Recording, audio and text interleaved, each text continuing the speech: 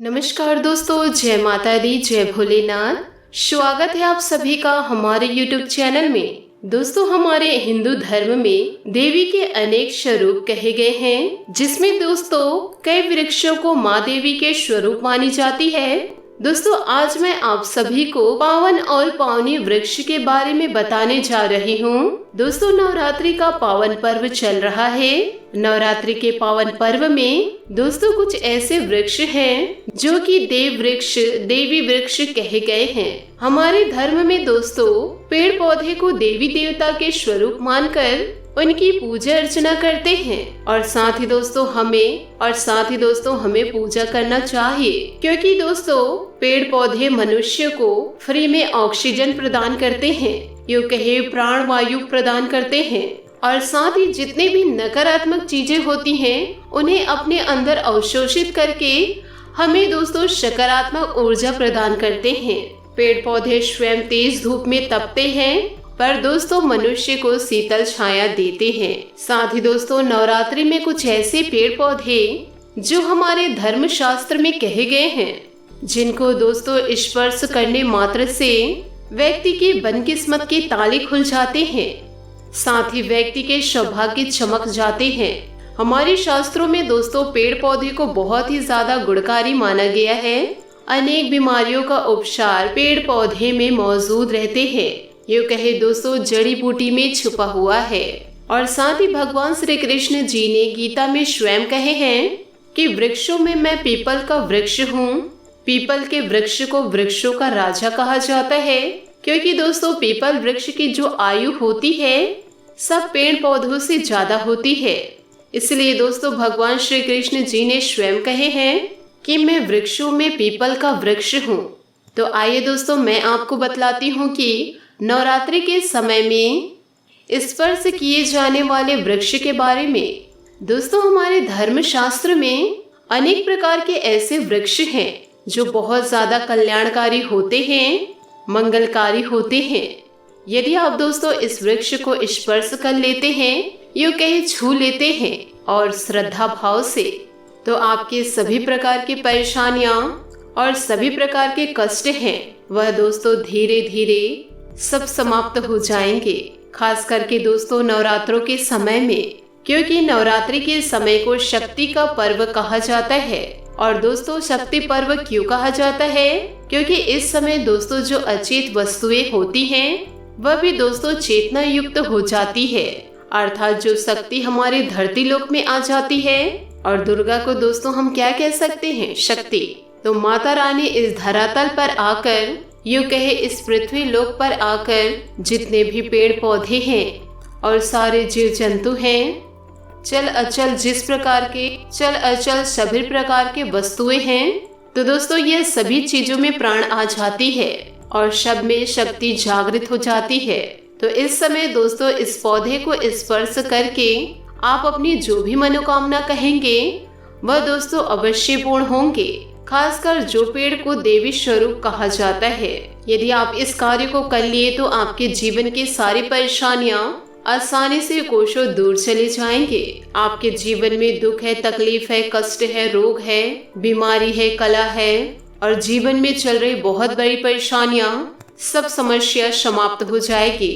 तो दोस्तों आज मैं आप लोगों को 3 ऐसे पौधों के बारे में बताने जा रही हूँ और ये तीनों पौधे को दोस्तों देव वृक्ष पौधा कहा जाता है। तो दोस्तों आपसे निवेदन करती हूँ कि वीडियो को आप शुरू से लेकर अंत तक जरूर देखें और यदि आप माता रानी के सच्चे भक्त हैं तो वीडियो को एक लाइक जरूर कीजिएगा और साथ ही कमेंट बॉक्स में जय माँ दुर्गा अवश्य लिखिएगा। माता रानी का जयकारा जरूर लगाइएगा, आपके सारे मनोकामना अवश्य पूरे होंगे। तो आइए दोस्तों वीडियो में आगे बढ़ते हैं। दोस्तों जब हमारे कमेंट्स में आप जय माता दी लिखते हैं तो हमें भी दोस्तों बहुत ज्यादा खुशी होती है। तो आपसे हाथ जोड़कर निवेदन करते हैं कि आप अपना कमेंट्स बनाए रखिएगा। दोस्तों पहला जो वृक्ष है वह बेल का वृक्ष। जो दोस्तों बेल का वृक्ष है, यूं कहे बेल का पेड़ है। दोस्तों यह जो बेल का वृक्ष है वह माता पार्वती के पसीने से उत्पन्न हुई है। स्कंद पुराण के अनुसार जो दोस्तों माता पार्वती हैं, यह देवी स्वरूप कहे गए हैं अर्थात नौ दुर्गा के स्वरूप में से हैं। तो दोस्तों स्कंद पुराण की कथा में कहे गए हैं, जो बेल का वृक्ष माता पार्वती के पसीने से उत्पन्न हुए हैं, इसके डाली में पार्वती, जड़ में ब्रह्मा, तने में विष्णु और समस्त जो हिस्से हैं उसमें महादेव विराजमान हैं। संध्याकालीन दोस्तों शिव मंदिर के समीप या दोस्तों नौ दुर्गा मंदिर के समीप जो बेल के वृक्ष होंगे, इसकी जड़ के पास दोस्तों घी का दीपक आप अवश्य जलाएं, जिससे दोस्तों सभी देवी देवताओं का आपको आशीर्वाद प्राप्त होगा और दोस्तों आपके जीवन काल में पैसों की वृद्धि होती जाएगी। यूँ कहे आप धनवान बनते जाएंगे। साथ ही दोस्तों गुणवान और पराक्रमी भी होंगे।